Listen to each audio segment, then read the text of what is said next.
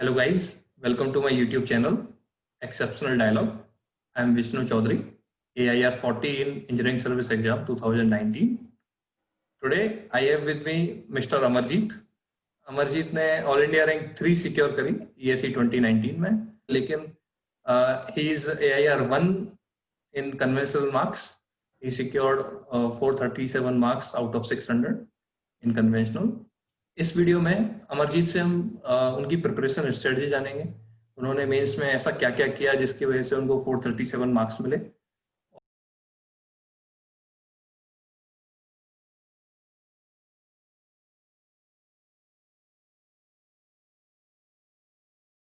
जब आपका मेंस बहुत क्लोज हो जाता है तो आपको पेपर को कैसे अटेम्प्ट करना है, क्या क्या मिस्टेक्स जनरली करते हैं लोग, और किस तरीके से आपको रिवीजन स्ट्रेटजी रखनी चाहिए, तो इन सब पे आज हम अमरजीत से बात करेंगे। पेपर अब बहुत क्लोज आ गया है, जो 2020 का पेपर होना है मेंस का। ऑलमोस्ट वो पहले भी 2 बार ऑलरेडी कोरोना की वजह से शिफ्ट हो चुका है।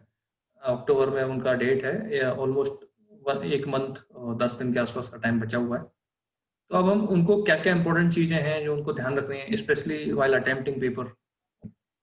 सबसे पहले आप ये बताइए अमरजीत की जनरल जो एस्पिरेंट होते हैं उनके माइंड में बहुत ये डाउट रहता है कि अटेम्प्ट वर्सेस एक्यूरेसी, अटेम्प्ट पे ज्यादा ध्यान देना चाहिए या एक्यूरेसी अपनी अच्छी रखनी चाहिए। तो इसके बारे में आपने क्या किया, आपने अपनी प्रिपरेशन में किन चीजों पे ज्यादा ध्यान रखा और किस तरीके से आपने तैयारी करी थी?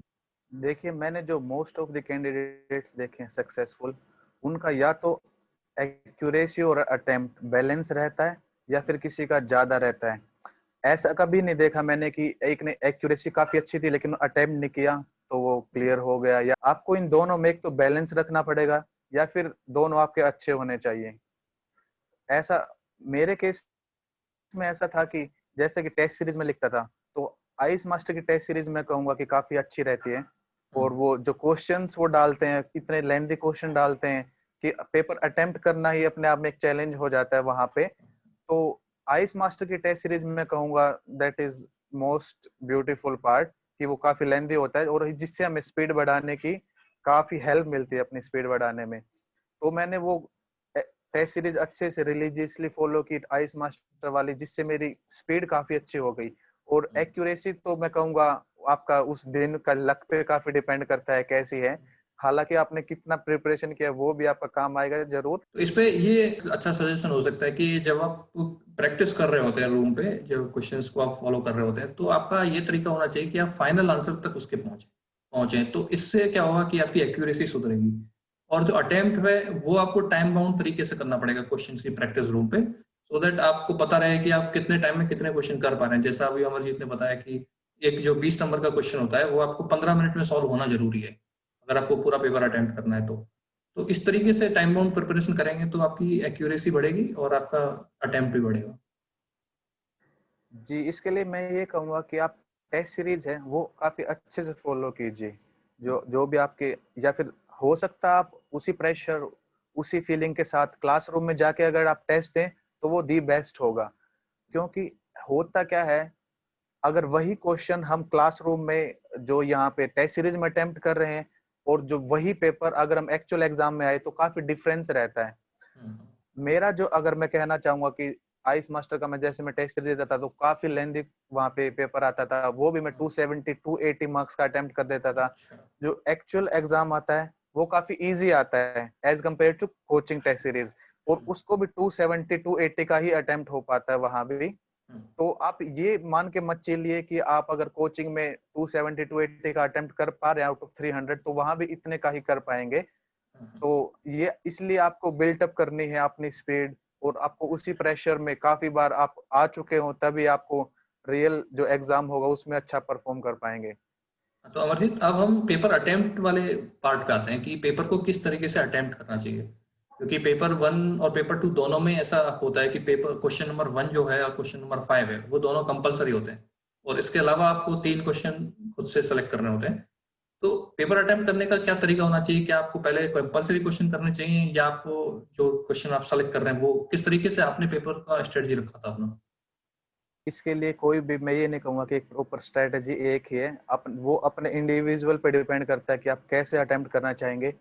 मेरे केस में ऐसा था कि फर्स्ट और फिफ्थ क्वेश्चन जो कि कंपलसरी होता था, तो मैं उनको शुरू में पढ़ता ही नहीं था, तो क्योंकि वो अटेम्प्ट करने हैं, तो बाकी के जो 6 क्वेश्चन बचे हुए हैं उसमें से मैं 3 क्वेश्चन सेलेक्ट करता था।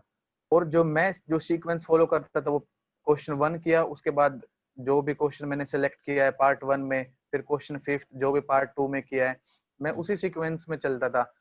मैंने इतने टेस्ट सीरीज दे चुका था हालांकि, क्योंकि मुझे आइडिया आ गया था कि मैं इस इतने टाइम में अगर 2 क्वेश्चन कर लिए तो मैं पेपर अटेम्प्ट कर दूंगा। और मैं इसमें ये भी कहना चाहूंगा कि अपने हिसाब से जो आपको फिट होता है पैटर्न क्वेश्चन अटेम्प्ट करने का, वो फॉलो कीजिए। आप टेस्ट सीरीज लिख रहे हैं तो आपको अपने आप आइडिया इस बात का आ जाएगा कि आप किस वे में कंफर्टेबल रहते हैं, आप उसी को फॉलो कीजिए। अमरजीत, नाउ हम बात करते हैं कि आपका हैंड राइटिंग और जो प्रेजेंटेशन होता है वो कितना इम्पोर्टेंट होता है मेंस के लिए। देखिए, हैंड राइटिंग की मैं अगर बात करूं तो आपका डिसेंट हैंड राइटिंग होना चाहिए, ऐसा कि उसको समझ आ जाए।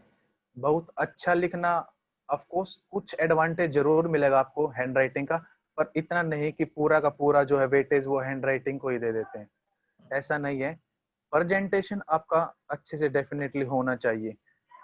ऐसा होता है कि जो कोचिंग में हमें स्पेस मिलता है अटेम्प्ट करने के लिए, वो काफी स्पेस मिल जाता है, लेकिन जब हम एक्चुअल एग्जाम लिखते हैं तो स्पेस की रियली में बहुत ज्यादा प्रॉब्लम होती है। कोचिंग में हाफ स्पेस हम खाली छोड़ देते हैं क्योंकि इतना अबंडेंट स्पेस दिया होता है, और वहां पे हमें फाइट करना पड़ता है कि ये चीज कहाँ लिखे, ये चीज कहाँ लिखे। तो मैं कुछ एक एक्सपीरियंस के मन में जो क्वेश्चन शुरू करने से पहले लिखते हैं गिवन दिस एंड ऑल, तो एक बात तो आपको जब एग्जाम एक्चुअल एग्जाम आप लिखेंगे तो आप इन बातों का ध्यान भी नहीं रहेगा आपको कि गिवन लिखना है, कि जो एक्चुअल डाटा क्वेश्चन में पहले से दे चुके हैं आपको दोबारा से उसको लिखने की जरूरत नहीं है। बस आपका मेन है कि आपको प्रेजेंटेशन थोड़ा सा ठीक होने चाहिए, और आपका final answer, that is most important. अगर आपका फाइनल आंसर है तो आपका क्वेश्चन है, अगर आपका फाइनल आंसर नहीं आया तो फिर एग्जामिनर क्या करेगा, वो उसमें नंबर नहीं दे पाएगा। स्टेप मार्किंग जैसा इतना कुछ नहीं होता वहां पे। अगर आपका आंसर फाइनल आया है तो आपका क्वेश्चन राइट है। मैं कैसे करता था कि फॉर एग्जाम्पल कोई भी स्ट्रेंथ ऑफ मटेरियल का कोई भी क्वेश्चन दिया है, उसमें किसी रोड की लेंथ विड्थ स्पेसिफिकेशंस दिए, आप अगर उन्हीं स्पेसिफिकेशंस को दोबारा से लिखो, इससे अच्छा आप क्या करते हो, मैं डायग्राम बना देता था और डायग्राम में ही उन स्पेसिफिकेशंस को शो कर देता था। इससे थोड़ा सा वो दिखने में भी अच्छा लगता था, और वो जो एग्जामिनर को चाहिए वो हो जाता था। और स्पेस का रियली कंस्ट्रेंट रहता है वहां पे, तो आप ये ज्यादा मत सोचिए कि बहुत ज्यादा लिख पाएंगे, आप इम्पोर्टेंट स्टेप्स ही वहां पे लिख पाते हैं। और आप जब इम्पोर्टेंट स्टेप लिखेंगे तब भी आपका क्वेश्चन जो है एग्जाम है वो पेपर कंप्लीट हो पाएगा, अदरवाइज फिर आपका अटेम्प्ट तो 200 220 रह जाएगा और फिर अच्छा परफॉर्म नहीं कर पाओगे। तो मैं कहूँगा ज्यादा वहां पे सजावट और ये करने की जरूरत नहीं है, जस्ट जो भी इम्पोर्टेंट स्टेप है बस बस वो लिखिए। अमरजीत, अब हम बात करते हैं क्वेश्चन सिलेक्शन पे स्पेशली।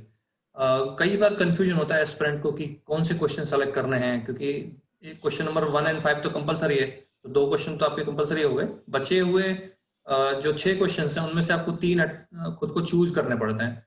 तो वो किस तरीके से आपको सेलेक्ट करना चाहिए, उसके बारे में आपका क्या सजेशन होगा?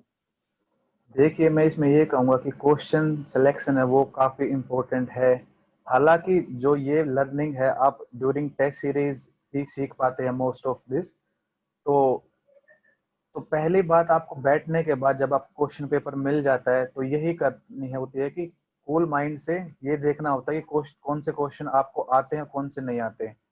अगर आपने ये गलत सेलेक्ट कर ली फिर तो आपका गेम वही खत्म हो जाएगा, यूं समझ लो।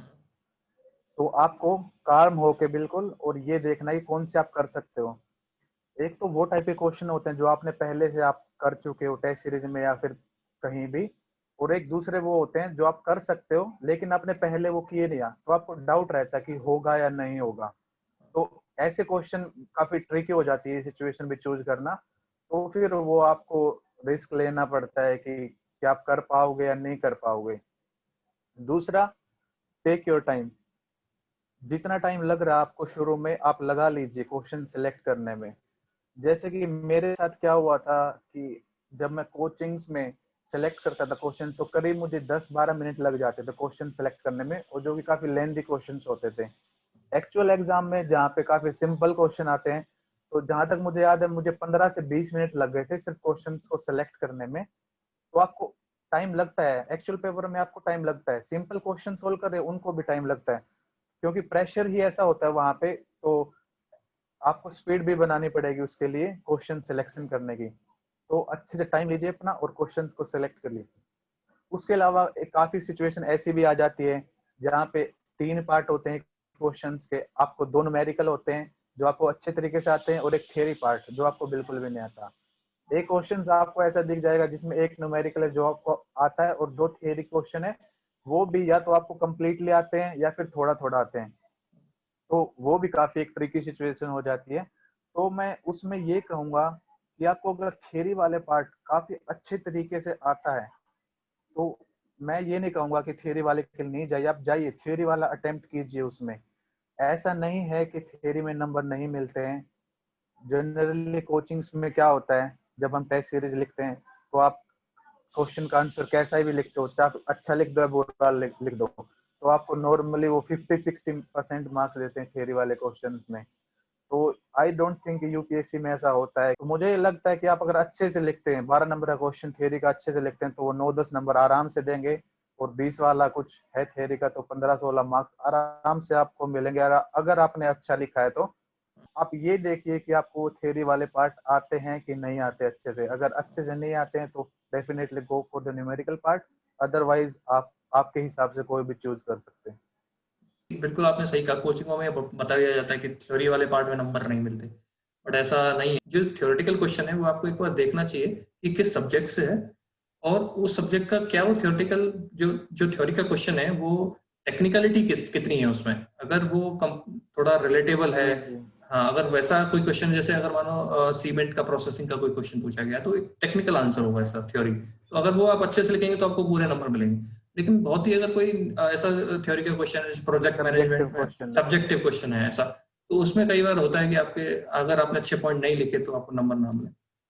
ये बहुत प्ले करता है आपकी टेस्ट सीरीज में आपने कैसे अच्छे से दी है। अमरजीत, ये बताइए कि जो थियोरेटिकल क्वेश्चंस होते हैं उनको आप कब अटेम्प्ट करते थे? जब आप सीक्वेंस में क्वेश्चन कर रहे हैं, आपको दिख गया तभी आप आंसर लिखते थे उसका, या आप कुछ लोग सजेस्ट करते हैं कि जो थ्योरी क्वेश्चन उसको एंड में करिए? आपकी अप्रोच क्या थी इसके लिए? देखिए मैं इसके लिए स्ट्रोंगली रिकमेंड करूंगा कि थियरी वाले क्वेश्चंस हैं वो लास्ट में ही अटेम्प्ट करने चाहिए। 2018 में जब मैंने मेंस का पेपर 1 लिखना चालू किया, जो भी थियरी वाले क्वेश्चंस थे वो जब दिख गए उनको तभी अटेम्प्ट करने लगा। लेकिन वो एक्चुअल में इतना टाइम मेरा कंज्यूम कर गए कि लास्ट में जब मेरा आधा घंटा या फिर 1 घंटा बच गया और पेपर काफी पेंडिंग पड़ा था, तो फिर मैं पैनिक कर गया उस सिचुएशन को देख के कि काफी अभी तो पेपर काफी पेंडिंग पड़ा है। तो उससे काफी फिर आगे क्वेश्चंस गलत होते गए तो फिर वो सीक्वेंस से बन जाता है। तो फिर मैंने 2019 में काफी इस पे वर्क किया और मैंने समझा कि थियरी क्वेश्चंस को लास्ट में ही अटेम्प्ट करना चाहिए।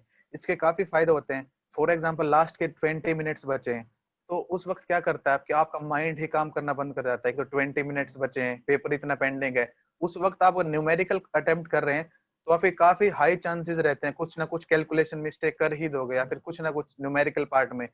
और वहीं अगर आप थियरी का क्वेश्चंस लास्ट में अटेम्प्ट कर रहे हैं तो आपको क्या रहेगा कि हाथ इतना फास्ट चलेगा ना, मतलब कि उतना फास्ट आपका शुरू में नहीं चलेगा थियरी वाला लिखते वक्त। तो मेरा क्या होता था कि लास्ट के अगर 15-20 मिनट भी बच्चे हैं तब भी थ्योरी में मैं मतलब वेटेज के हिसाब से देखे मैं इतना अटेम्प्ट कर देता था जो न्यूमेरिकल भी नहीं करता था शुरुआत के टाइम में। तो मैं ये कहूंगा कि थियरी वाले क्वेश्चंस तो लास्ट में ही करने चाहिए हमेशा, किसी भी सिचुएशन में पॉइंट्स में ही थियरी को लिखना चाहिए। एक तो वो दिखने में भी अच्छा रहता है और एग्जामिनर के लिए भी अच्छा सहूलियत रहती है चेक करने में।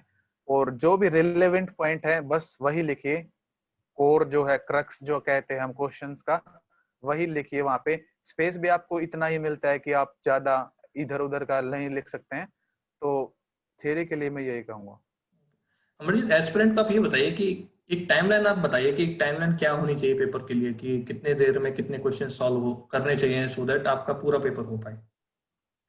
मोस्ट इम्पोर्टेंट थिंग, आपको पैनिक नहीं करना है एग्जाम में।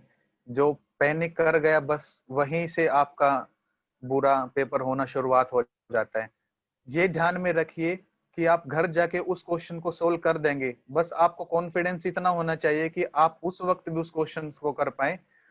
तो टाइमलाइन की अगर बात करूं तो अगर 2 घंटे में आप 3 क्वेश्चंस भी अटेम्प्ट कर रहे हैं तो वो भी अच्छी है, क्योंकि थियरी में लास्ट में काफी कुछ कवर हो ही जाएगा।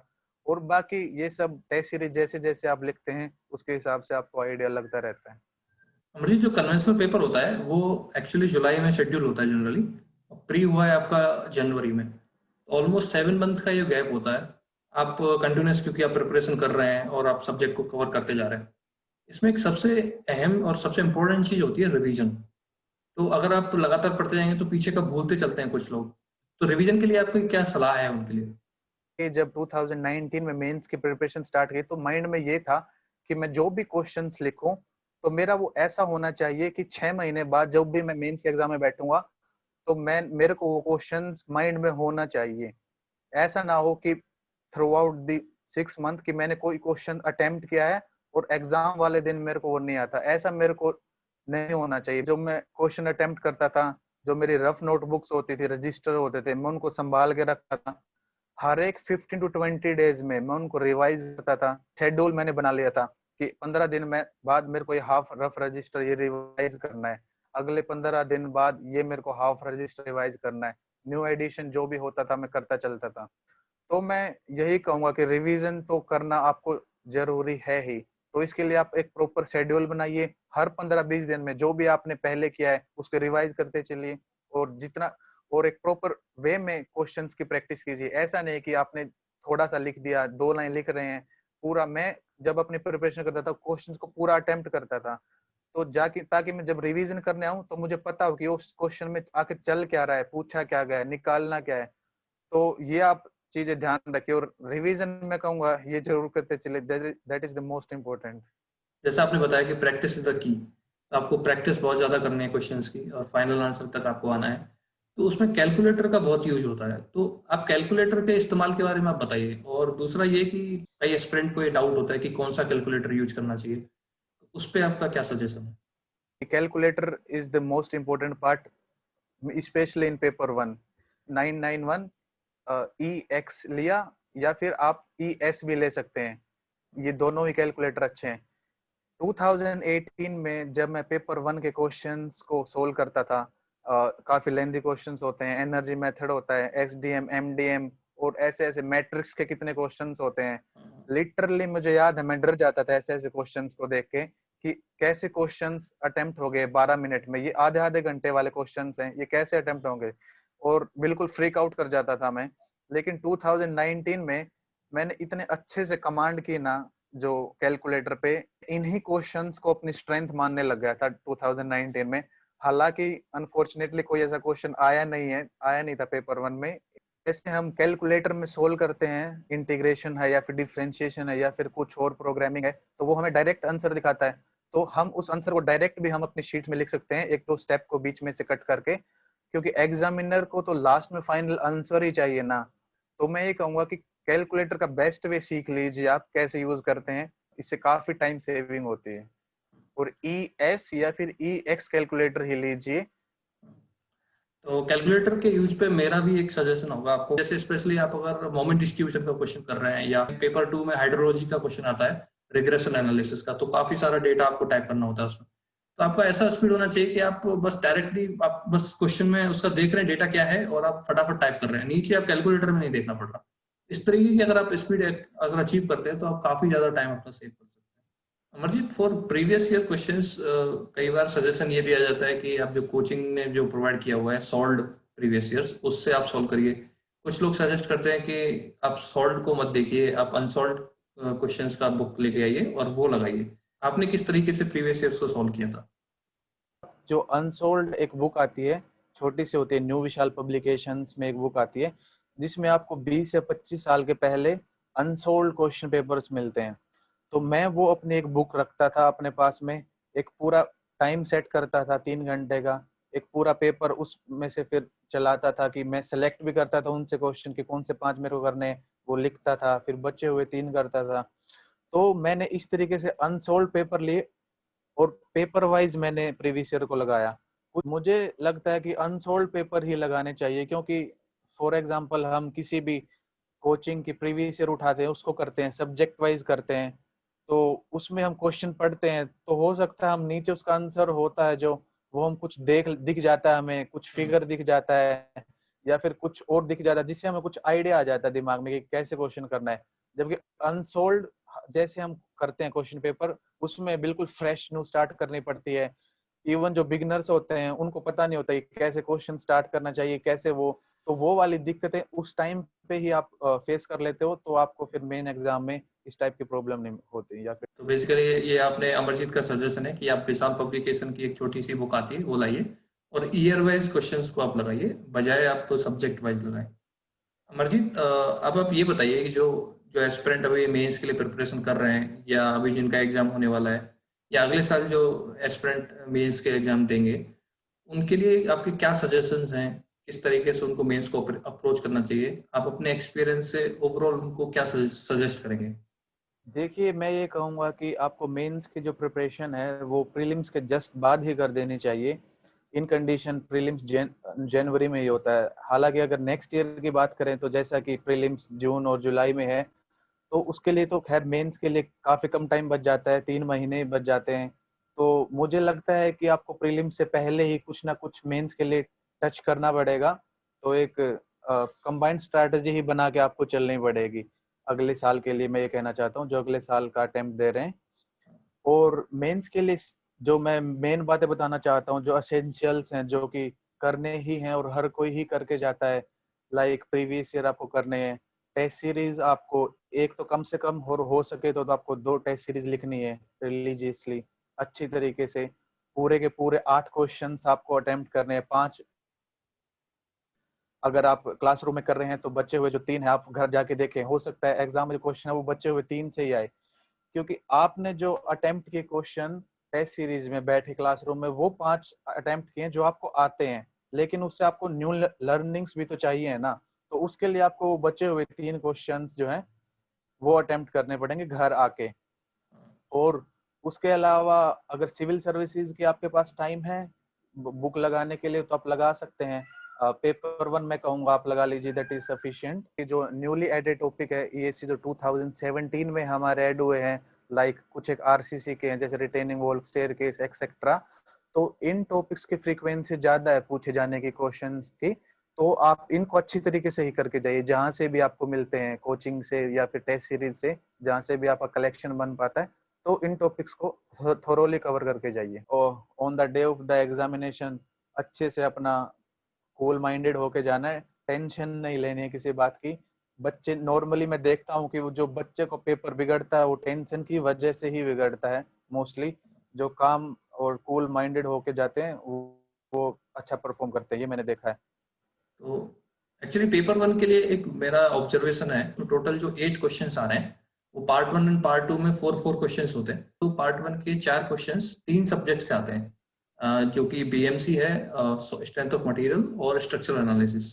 तो इन 3 सब्जेक्ट के पहले 4 क्वेश्चंस होंगे और आरसीसी, स्टील और पर्ट सीपीएम या प्रोजेक्ट मैनेजमेंट जो है उसके आखिरी 4 क्वेश्चंस होते हैं।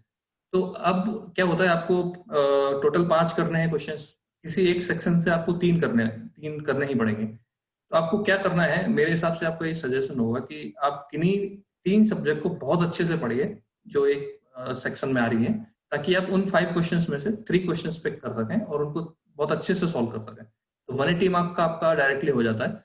इसके बाद अगर कई बार होता है कि स्टील लोगों को उतनी पकड़ में नहीं आती है और क्वेश्चन सॉल्व करने में इशू होता है, उसको थोड़ा आप तो इग्नोर कर सकते हैं। लेकिन मेरा सजेशन ओवरऑल यही होगा कि आप फिर भी 6 सब्जेक्ट में से 5 को तो बहुत ही स्ट्रांगली करके जाइए। इससे आपको पूरा 300 मार्क करने में आसानी होगी।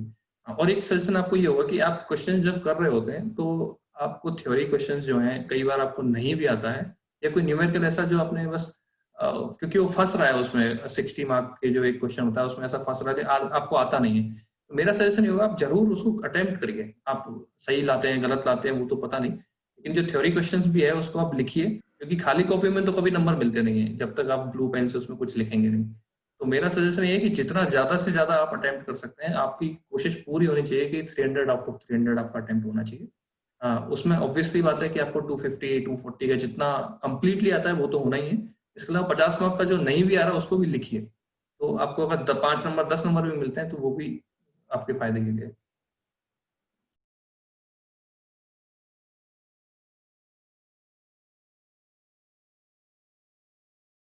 Thank you so much Amarjeet for sharing all these information.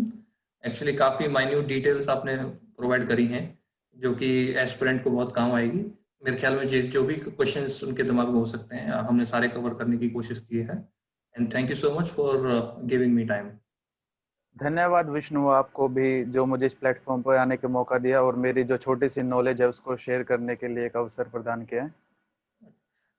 Thank you so much, Amarjit, and thank you guys for watching this video. Please subscribe to my channel for all such informations. Thank you.